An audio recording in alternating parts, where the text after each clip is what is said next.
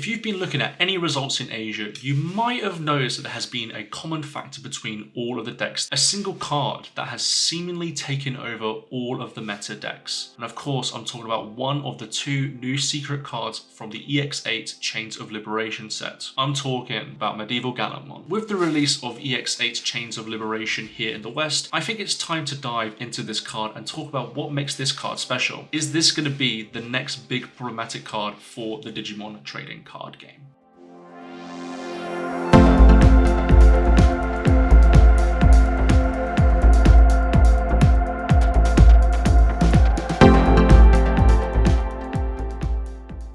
Let's take a deep dive into what MedievalGallantmon does so we can get a better understanding of what it attempts to achieve in our metagame. MedievalGallantmon is a red/green level 6 Digimon with 11k DP. It has a play cost of 11 and you can digivolve into it for free memory from a green or red Digimon. Also important, they also have the Vortex Warriors and the Witch Elni types included. Now, MedievalGallantmon has a few effects going on here. The first one being you can reduce the play cost by suspending 2 Digimon on the field by 4, making him a 7 cost level 6, similar to the memory of a Ace level 6 or 7. It also has 2 keywords, those being Alliance and Vortex. Alliance allows you to suspend one of your other Digimon to gain that Digimon's DP and security attack +1, and Vortex allows you to attack an opponent's Digimon, including the turn this card was played. It also has the following when digivolving effect, allowing you to suspend one Digimon. Then you may delete one of your opponent's Digimon with 8k DP or less. However, for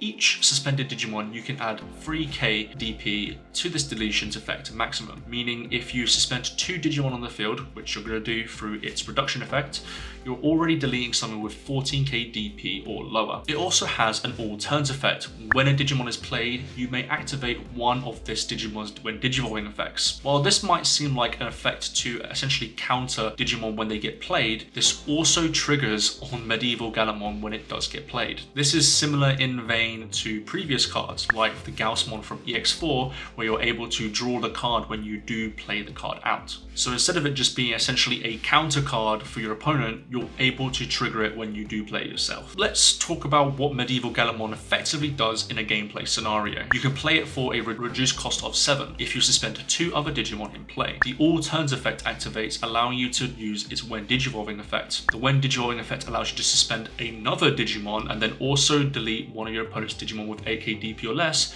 but also increasing it by 3k DP for each suspended Digimon on the field. And then finally, you get to the end of turn, you can then use Vortex and Alliance to swing at another Digimon, meaning this card essentially answers 2 Digimon on the field for 7 memory. I think the best way to describe this card is essentially an option card in combination with a level 6 ace card, but without the overflow mechanic. This card alone deals with 2 Digimon your opponent controls for 7 memory, while also being this weird floodgate where your opponent cannot play Digimon out unless they want to trigger the MedievalGallantmon again. Spoiler alert, you don't really want to trigger the MedievalGallantmon again. Now, it's safe to say that this card specifically counters full decks or specific cards within a given strategy. Off the top of my head, I can think of stuff like Jesmon, Crossheart, Blue Flare, Dark Knight, 3 Great Angels, D-Brigade. The list goes on, but it's essentially a nightmare for those matchups because you want to be playing guys out. Then there's also specific cards in given strategies. For example, Mirage has access to Huanquanmon, allowing you to play a level 3 out. It's a May effect, so maybe now they don't want to play it out just to avoid the trigger from MedievalGallantmon. But also we have something like Imperial running the Davis and Ken Tamer, which allows you to play a Wormmon or a Vmon for free. This card essentially shuts down a lot of things that a lot of decks try to do, unless they answer it straight away. And in that vein, this card almost fits into the same category of cards like the DefXmon from BT9 and the Shine Greymon Ruin Mode from EX4. Cards that have a huge impact when you do play them or digivolve into them, potentially dictating the game from that point onwards. What makes MedievalGallantmon different though is how you have to play completely differently. You can no longer play Digimon unless you answer the MedievalGallantmon first, which is incredibly difficult to do in most decks. It's also important to note that one of the best set of cards ever released, the Scramble cards focus on playing Digimon out when you don't have a board or you don't have anything in raising. Shutting down easily one of the best set of cards is a huge deal, especially in a metagame which has become more and more consistent over time. And these decks essentially run 2 to 3 copies of a scramble card at this point. It's quite a big deal that you're able to shut those cards down. Overall though, I think the biggest question mark to this card is its play cost. If you can suspend 2 Digimon and reduce its cost to 7, does this make the card broken? Well, let's do a little bit of comparison work. I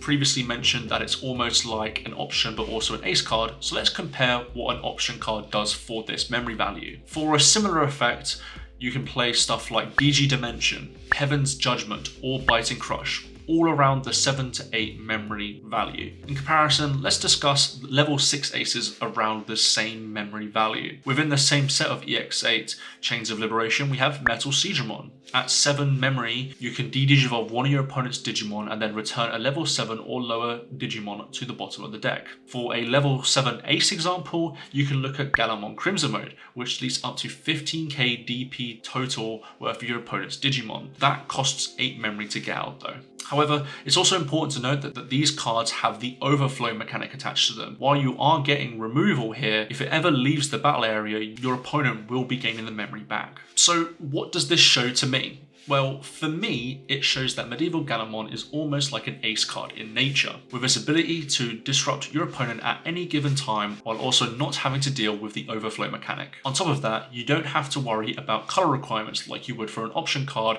of the same power level. This combination makes this card extremely unique and obviously very clearly powerful. At this point in time, we don't really see huge option cards in decks anymore because of how slow they are in general. We obviously do see aces, but that's mainly due to the surprise factor more than anything and being able to interact on your opponent's turn. However, as you can clearly see with this card, it also interrupts your opponent's turn too, and arguably can be better at times. I mean, a free suspend and then deleting a Digimon is pretty good altogether.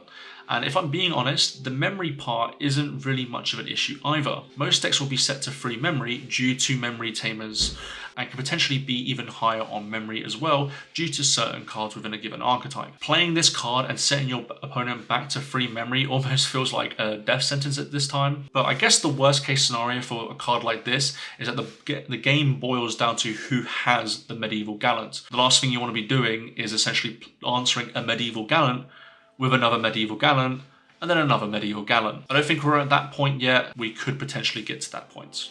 However, there is clearly a problem with this card, and that is the increase of power creep within this game.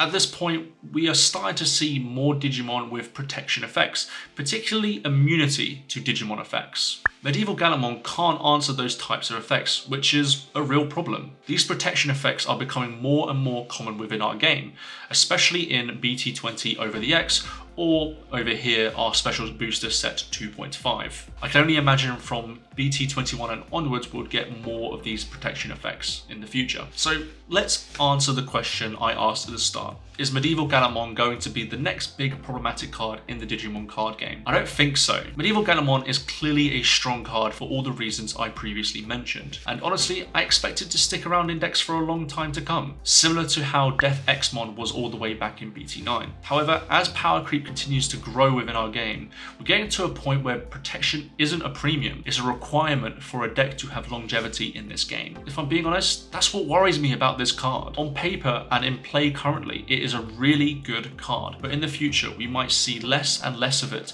depending on the effects and tools new Digimon have going forward. But that is purely speculation. Plus, protection effects have been around for a while, all the way back from BT9, all at different levels, and other cards have essentially just been fine. And so we just have to wait and see. Let me know what you think about MedievalGallantmon in the comment section down below. Thank you all for watching, and I'll see you all next time.